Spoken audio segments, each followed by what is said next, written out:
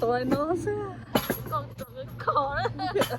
tuổi thì thắt thay vậy thay tôi một xe cái tôi treo nọ đùa ôi nó tiếp bự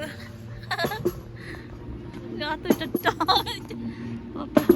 Rồi thì lúc kia luôn á là tôi nói cho thôi là chơi tôi bị nó nhỏ. họ chỉ Nhà to thôi là tôi nhỏ lần gì này kia nhà thầu đó nhà thôi là ôi trời ơi lạ trời ơi chỉ tao một cái chơi tôi nhà tí tôi chơi cho đó. Nhà tí tôi nhà cho thôi là nó là ồ chơi lấy cái gì cả. thì có chào Để tôi nhỏ là chỉ có những cái này thiết này. tao mà hồ sơ nó thế hả ôi dồi lấy được từng chết gặp to số lâu trong cái xe khôi giá rồi Tôi đi sắp cái gì mà. không có gì đâu mà ơi lương mà mặc căng căng Nhưng mà chú tự ớt đê đi. Nó ớt đê nè.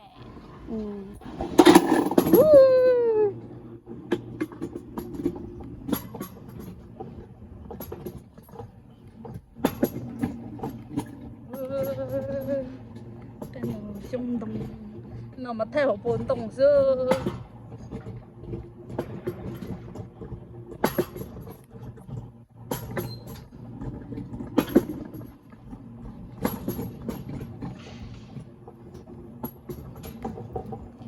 Món tụ lấy nó còn lời chứ lòng mua cái nhà trai ơ lòng mua trề nó cái nhà trai ơ